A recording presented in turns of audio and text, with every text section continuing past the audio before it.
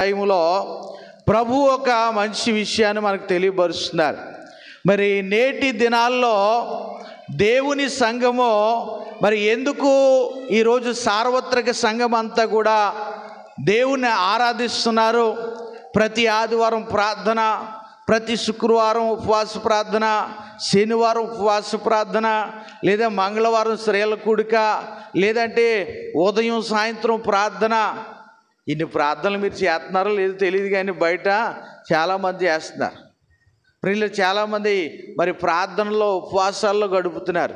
ఎందుకు ఈ ప్రార్థనలన్నీ కూడా, ఎందుకు ఇలాంటి ఉపవాసాలన్నీ, ఎందుకు ఇంత భక్తి, ఎందుకు ఇలాంటి మరి ప్రియులర ఆసక్తితో కూడినటువంటి పనులు, ఎందుకు ఈ దీక్షలన్నీ కూడా అంటే ప్రియులరా దేవుని వధువు సంఘము ప్రియులరా దేవుని యొక్క రాకడలో ఎత్తబడడం కోసం. దేవునికి స్తోత్రం.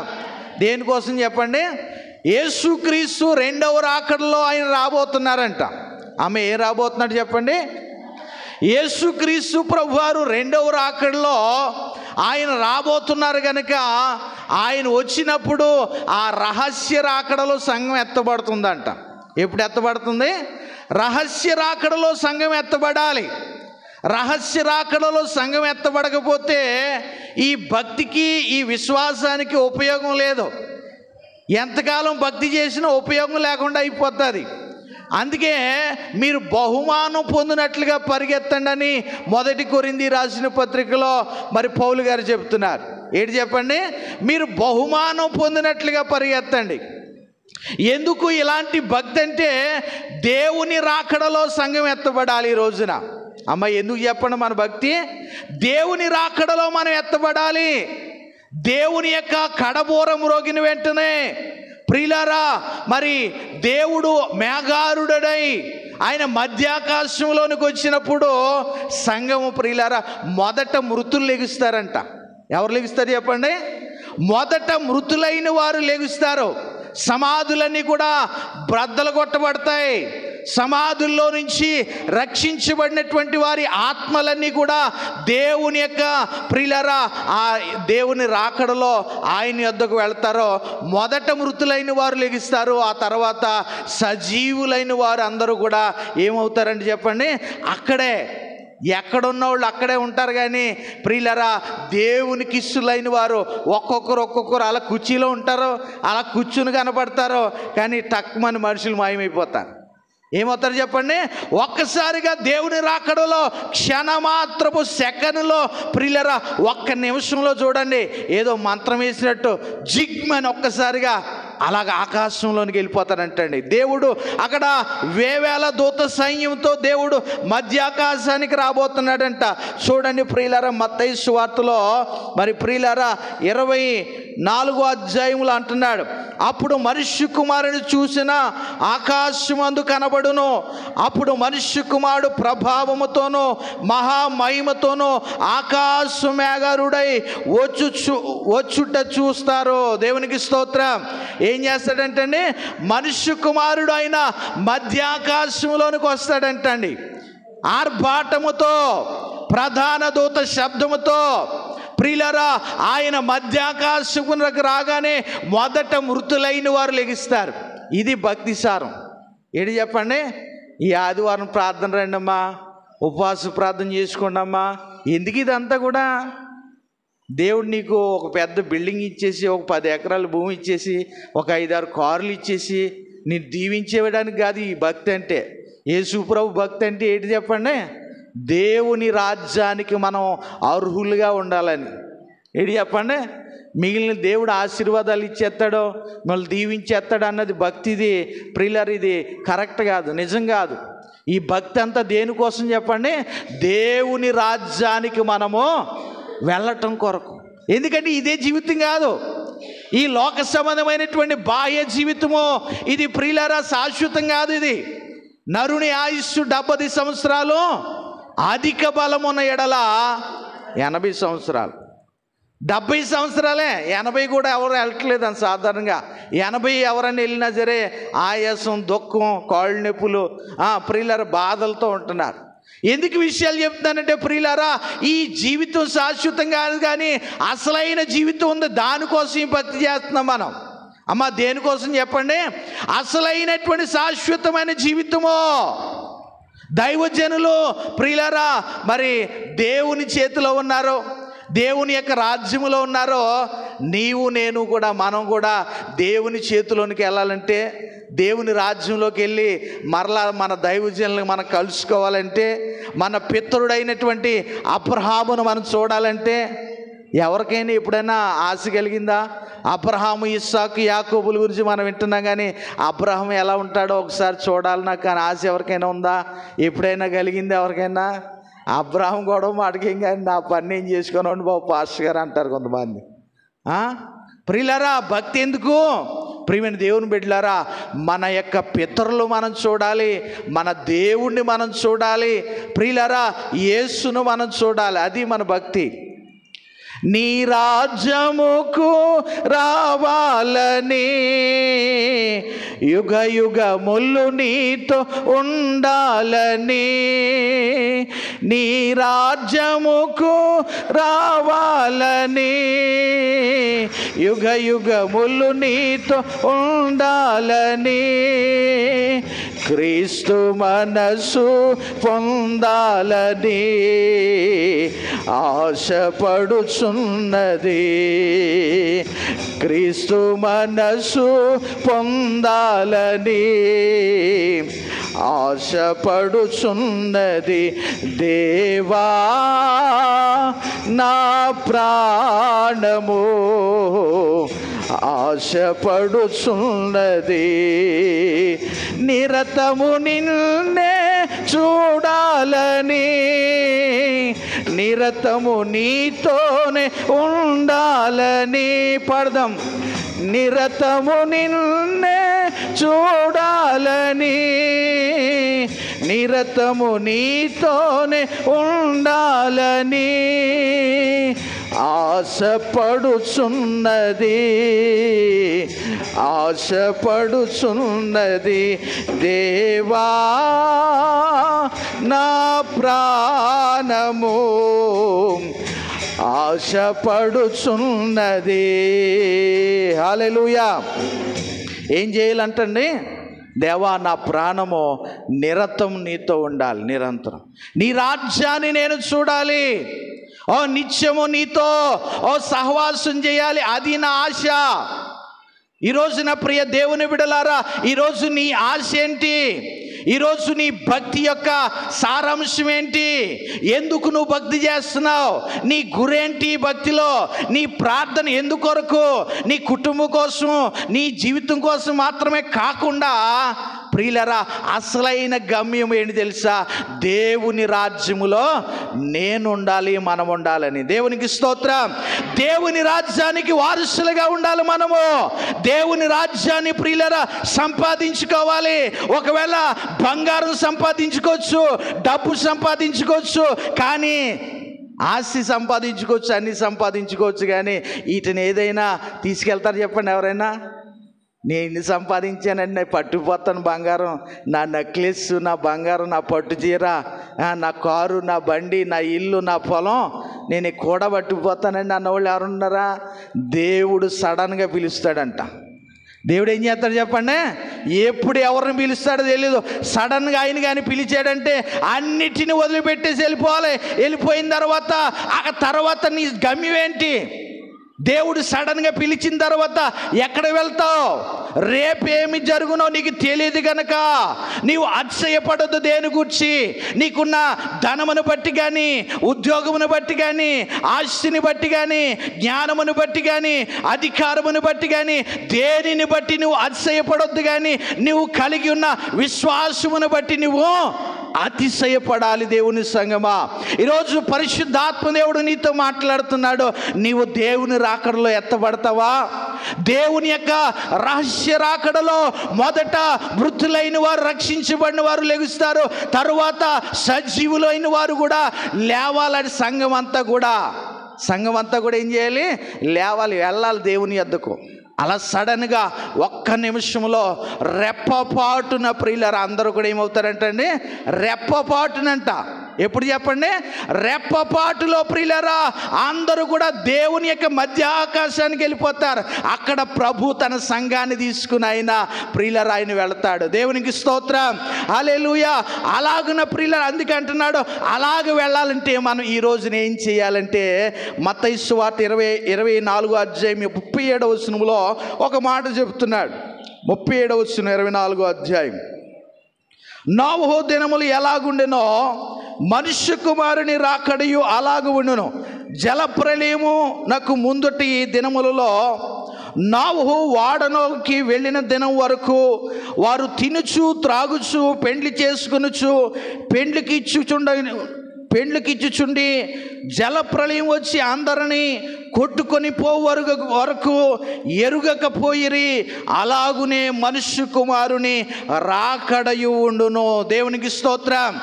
ఈరోజు నేను చెబుతున్న వాక్యాంశం ఏంటనగా రహస్య రాకడ. యేసుక్రీస్తు యొక్క రహస్య రాకడ ఎలా జరుగుతుందంటే ప్రియులారా ఆ దినములలో నోవహు దినముల్లో జరిగినట్లుగా జరుగుతుందంట.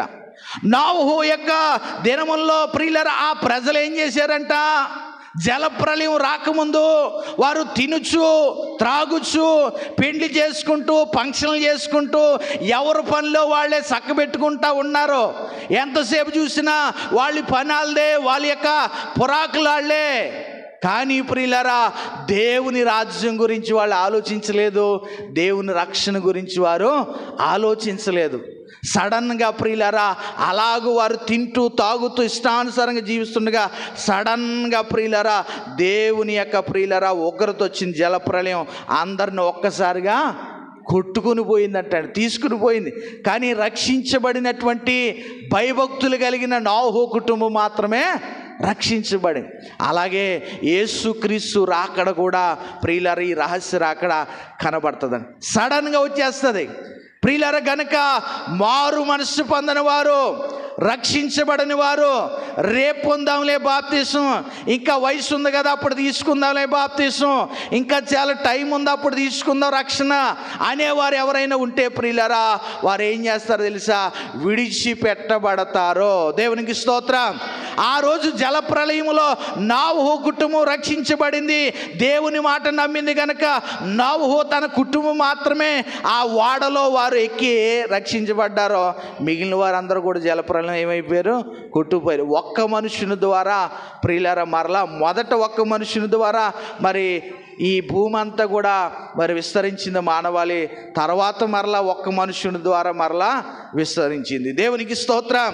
ప్రియమైన దేవుని బిడ్డలారా గనుక 44వ వచనంలో కూడా ఒక మాట అంటున్నాడు, మీరు అనుకొనని గడియలో మనుష్య కుమారుడు వచ్చును గనుకనే మీరు సిద్ధముగా ఉండండి. దేవునికి స్తోత్రం. దేవుని యొక్క రహస్య రాకడలో నీవు ఎత్తబడాలంటే అమ్మా ఏంటి చెప్పండి? దేవుని యొక్క రాకడలో నీవు ఎత్తబడాలంటే ఏం చేయాలి?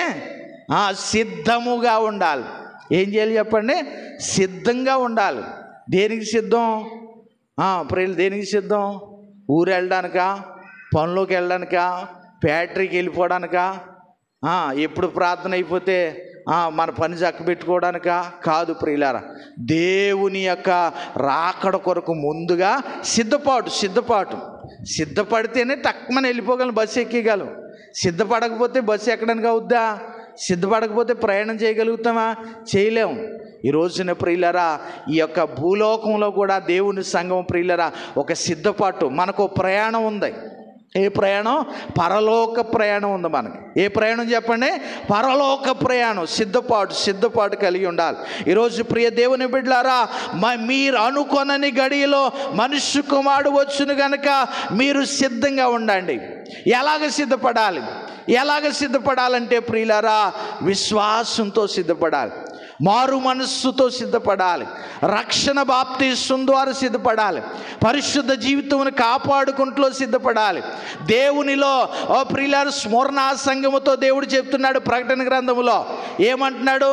మరణము వరకు నీవు నమ్మకంగా ఉండు. అమ్మాయి ఎలా ఉండాలంటే అండి, మరణం వరకు కూడా నమ్మకంగా ఉండాలంట. అలా నమ్మకంగా ఉంటే దేవుని యొక్క రాకడలో మనము కూడా ఎత్తబడతాం. అది భక్తి సారాంశం.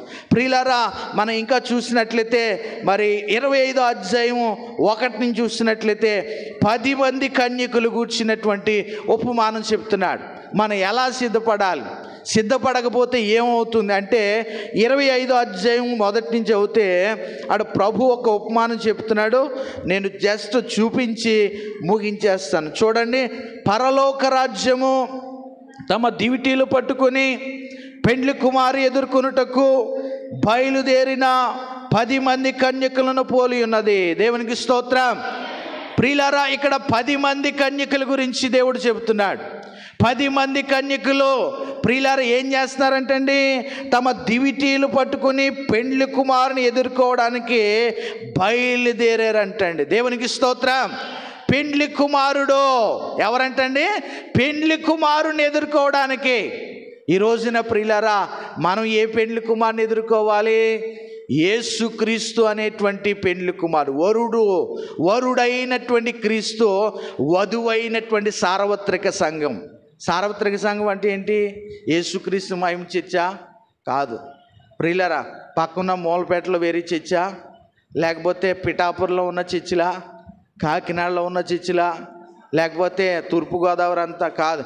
ప్రపంచమంతా కూడా ప్రియులారా దేవుని రక్తం చేత కట్టబడిన సంఘాలన్నీ కూడా ప్రియులారా సార్వత్రిక సంఘము. ఈ సార్వత్రిక సంఘములన్నీ వధువు సంఘముగా ఎక్కడికి వెళ్ళాలి? వరుడైనటువంటి యేసుని ఎదుర్కొనడం కొరకు సిద్ధపడాలి. హల్లెలూయా.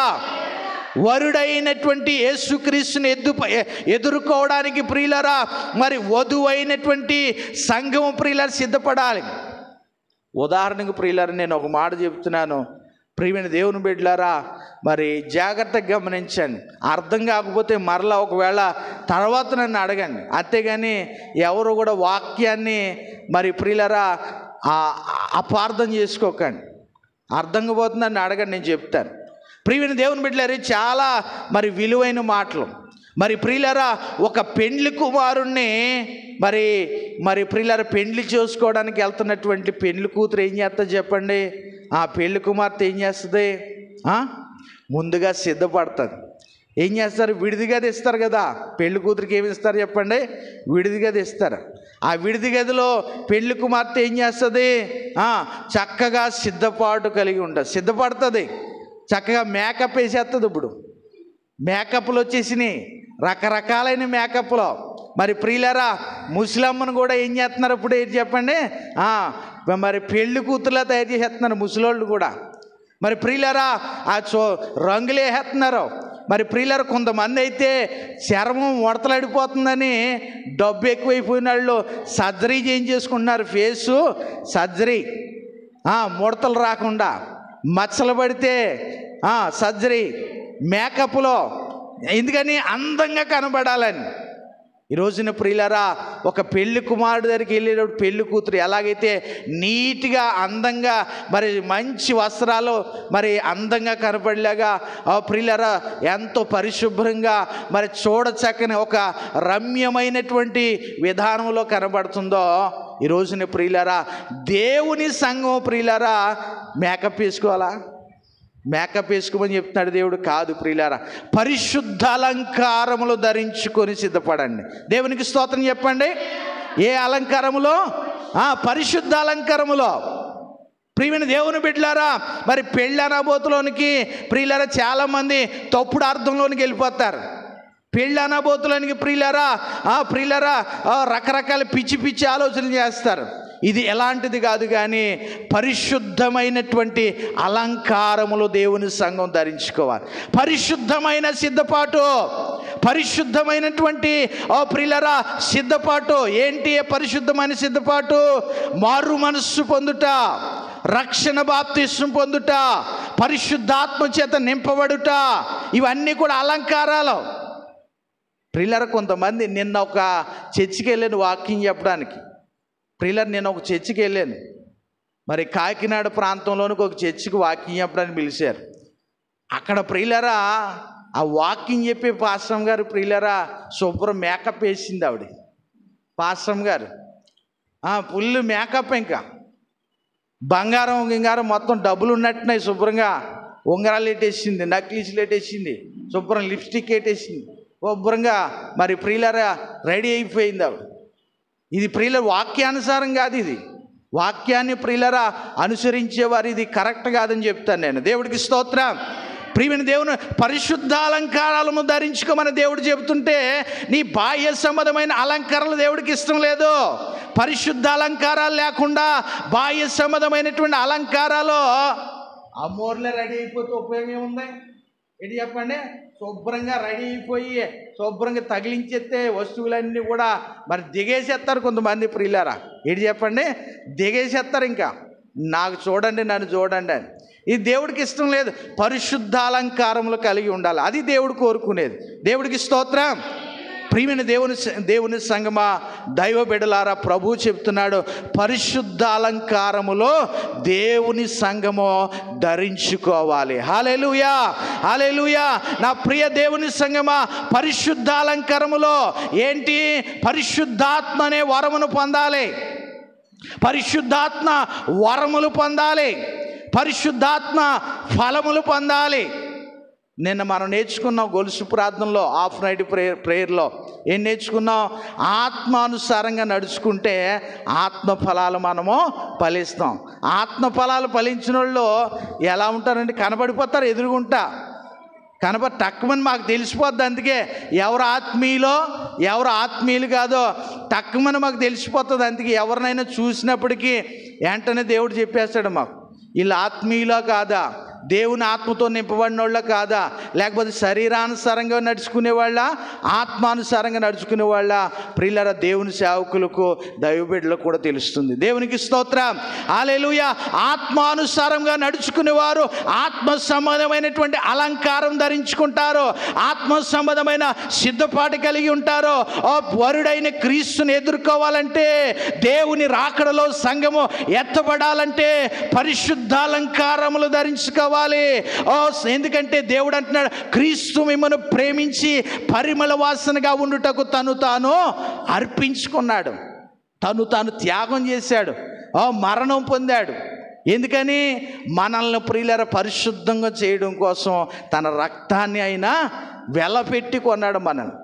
కనుక ప్రియ దేవుని బిడ్డలారా, గనుక దేవుని సంఘము ముడతైనను, మచ్చైనను, కళంకమైనను, డాగైనను లేకుండా ఉండాలని దేవుడు కోరుకుంటున్నాడు.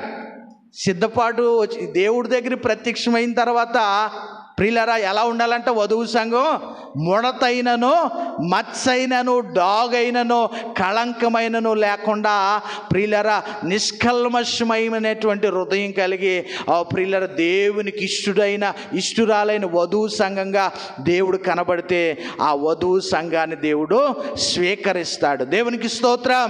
హల్లెలూయా. ప్రియులారా, దేవుని రాజ్యములో అలాంటి వారికి స్థానం ఉంది. నా ప్రియ దేవుని బిడ్డలారా, ఇక్కడ 10 మంది కన్యకల గురించి ప్రభు చెబుతున్నాడు. ఇక్కడ ప్రియులారా, మరి ఈ 10 మంది కన్యకలో 5 బుద్ధి లేని కన్యకులంట, 5 బుద్ధి కలిగిన కన్యకులంట. బుద్ధి కలిగిన వారు ఏం చేశారంట? ప్రియులారా, దివిటల్లో సిద్ధెలలో నూనె తీసుకుని పోయిరి. పెండ్లి కుమారుడు ఆలస్యం చేయగా వారందరూ కునికి నిద్రిస్తున్నారు. బుద్ధి లేని వారు పెండ్లు కూడా వెళ్ళినప్పుడు ఏం చేశారంటే, తమ సిద్ధెల్లో దివిటీల్లో నూనె తీసుకుపోలేదంట. ఏం తీసుకుపోలేదు? దివిటి ఎలగాలంటే ఏముండాలి? దీపం ఎలగాలంటే ఏముండాలి చెప్పండి? నూనె ఉండాలి.